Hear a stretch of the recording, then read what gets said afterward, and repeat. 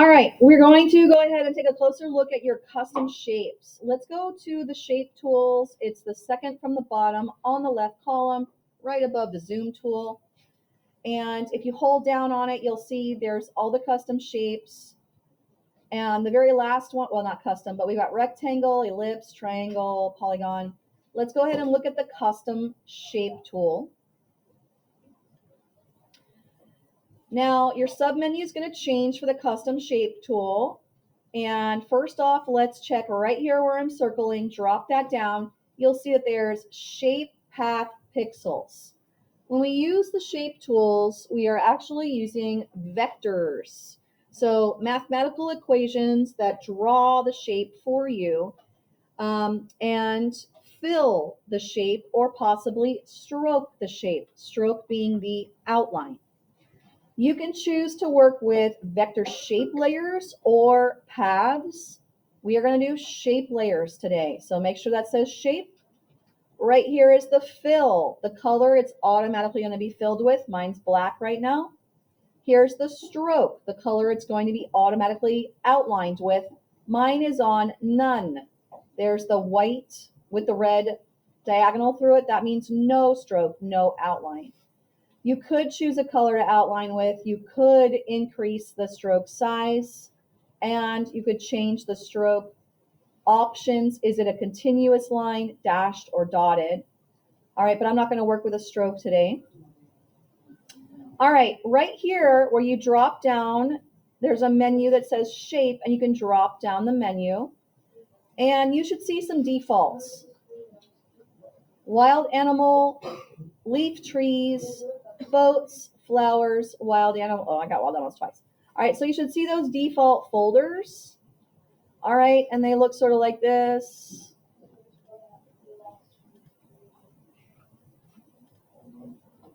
All right, now I have some more folders that you don't have. I have what's called legacy shapes and more.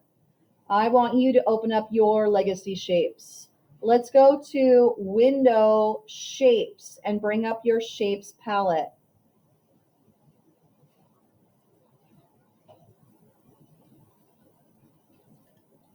All right, so here's that Shapes palette. And let's go ahead and click on the three or little dash lines right here to bring up the menu, and then click on Legacy Shapes and More.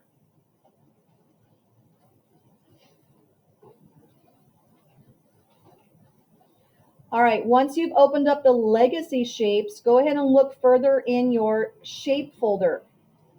You're going to have right here this folder, Legacy Shapes and More. And you can drop it down and you can see two more, a lot more folders. Here's 2019 shapes. I've got a bunch of stuff, lakes and hills, leaves, cactus, roads, spiral shapes. I mean, endless amounts of shapes here. All right, so all these preset shapes, aquatic animals, vehicles. All right, scroll down some more, and you've got some of the more basic things that were included in Photoshop. For instance, we've got arrows, artistic textures, film. I've got two different film strips, frames, music, nature, and objects. All right, we've got a bunch of more stuff, ornaments, shapes, symbols, talk bubbles.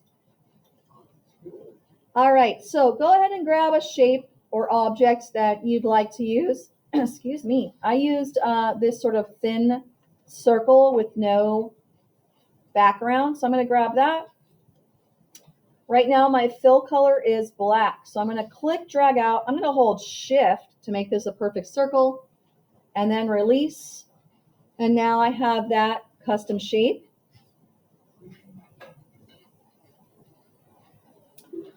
All right, I'm going to go ahead and duplicate that because I don't want just a basic circle. I'm going to do sort of an overlapping circles. So I could redraw that shape, or I've just got my move tool. I'm going to hold Alt, click, and drag and create sort of that little overlapping effect.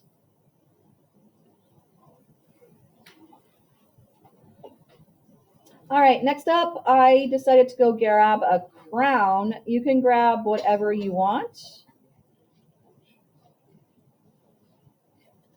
So I'm going to get the crown shape. I got that out of just the objects folder, but once again, you can get any shape you want. And I'll go back to the custom shape tool. Need to be on the custom shape tool to actually draw your custom shape. So I'm going to click drag out. I'm using the space bar to move this around before I let go.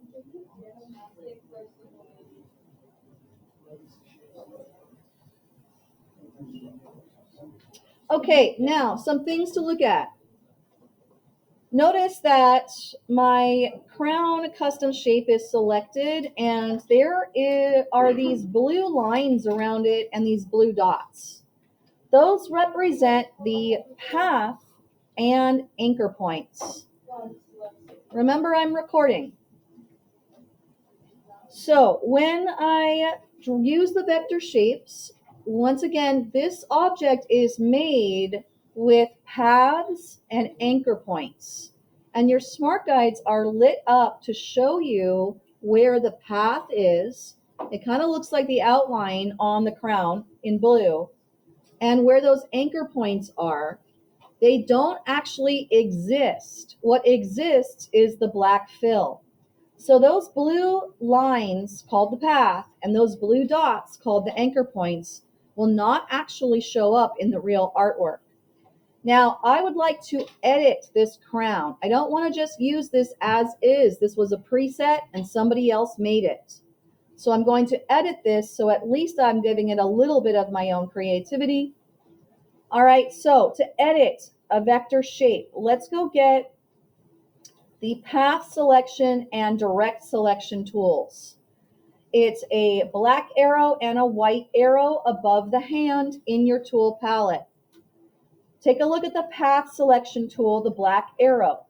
The path selection tool moves the path. Notice that my blue path is moving, the fill is sort of lagging behind. So it selects the path and then the fill readjusts. All right, now that's moving the path. I want to edit the path. Let's go back and hold down on that black arrow and get the white arrow, the direct selection tool. The white arrow lets me edit the path.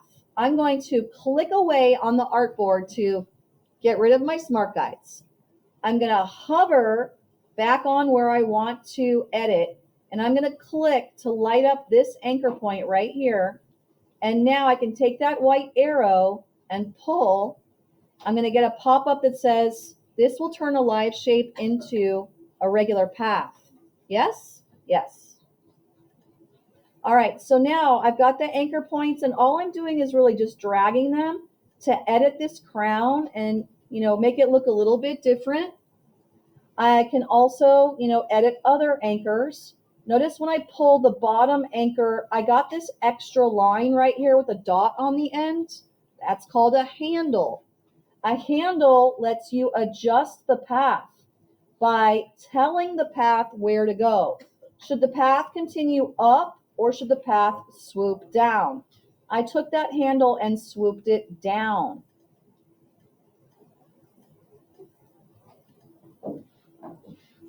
All right, so handles can be very effective in helping you to edit this path.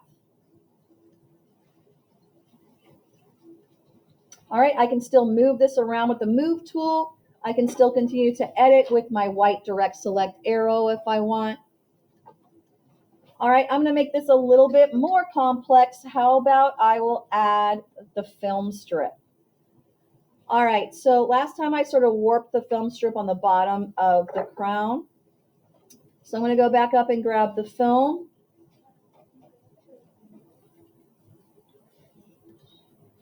Go back to the custom shape tool and then draw the film strip. All right, notice in your layers palette that every time you draw a new custom shape, it makes you a brand new layer.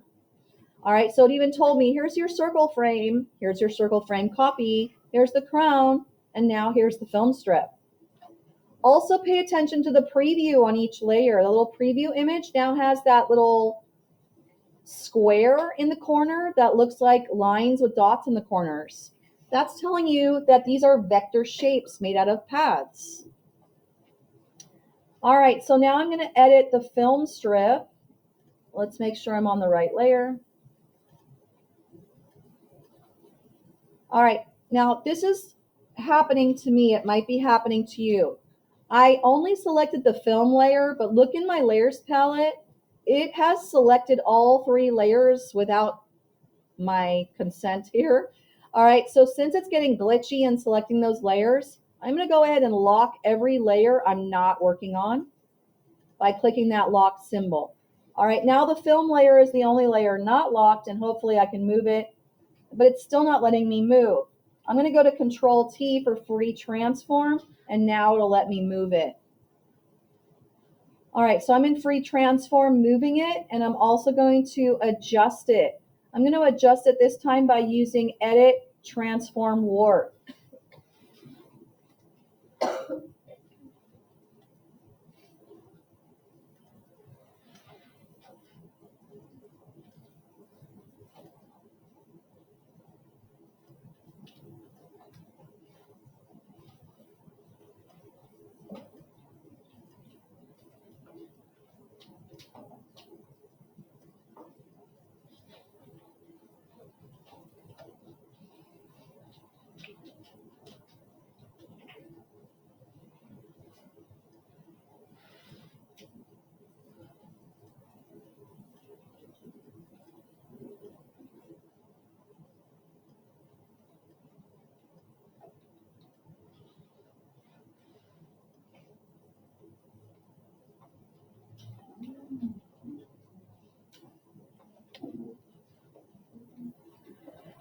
Okay, so I've got my sort of King Productions with the film strip, creating sort of a hat for my crown. All right, I'm going to go ahead and unlock some of my layers so that I can edit them again.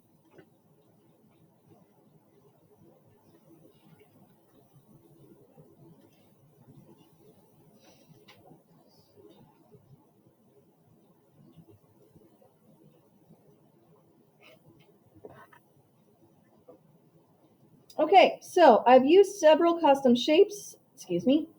I've edited the custom shapes, moved their anchor points, warped them. All right, so now I've got my kind of simple production company logo. Time to transfer this over to my movie poster. All right, I'm going to go ahead and unlock the layers with the logo on it, and I'm going to turn off the background. I don't want that white background when I transfer it. All right, so I'm going to hide the white background, and now I'm going to merge these layers that are visible. I'm going to go to Layer, Merge Visible.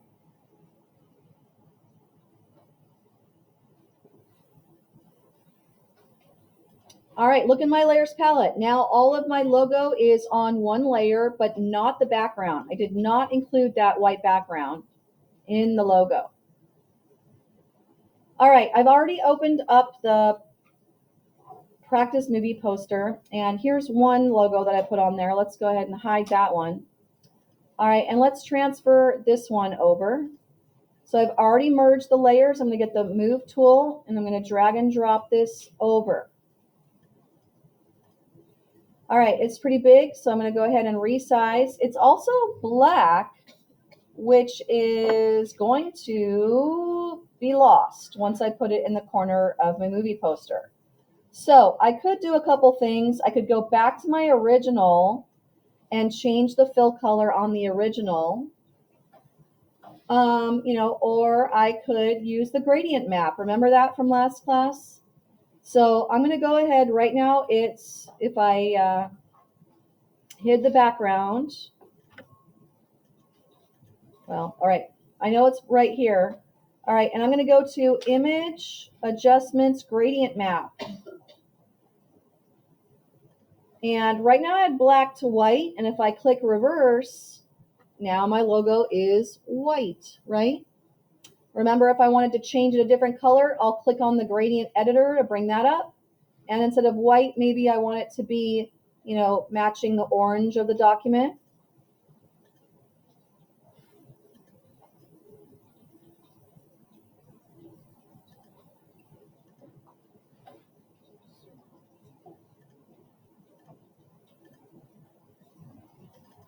All right, so there's my production company logo. I might make it even smaller so that it doesn't stand out so much, but I want you to be able to see it.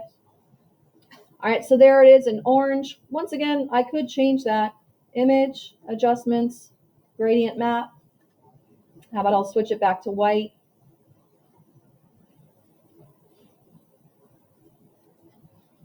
Or gray. Okay, and that's it for making a simple but original movie production company logo.